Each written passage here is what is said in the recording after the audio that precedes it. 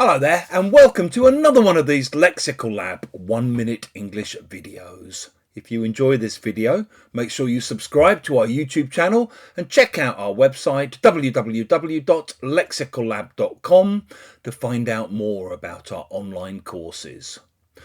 One of my neighbours is a very keen cyclist. He cycles everywhere, in and out of work, off round London and out into the countryside at the weekend for fun. And I ran into him in the street this morning. We were chatting away and he told me, actually, you're lucky to be talking to me because I nearly didn't make it through the weekend. Oh no, I asked. What happened?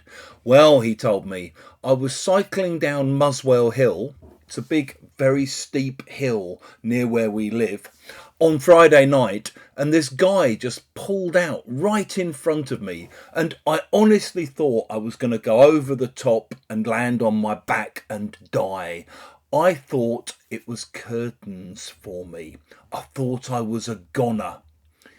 If you say it's curtains for somebody, you basically mean, often in a kind of humorous or exaggerated way, that they're going to die or they're going to stop doing something.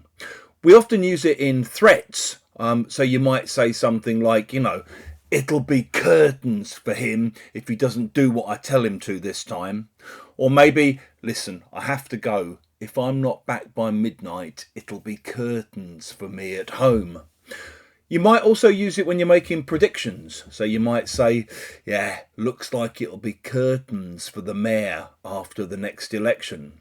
Or maybe for a sports team. If we don't win this weekend, it's going to be curtains for our hopes of winning the championship. You notice it's often used in if sentences. If I don't get this work done by the end of tomorrow, it's going to be curtains for me. By the way, in case you're worried about my friend, he was fine. He managed to slam on the brakes and just about avoid going over the car. If you've enjoyed watching this video, please do click the like button.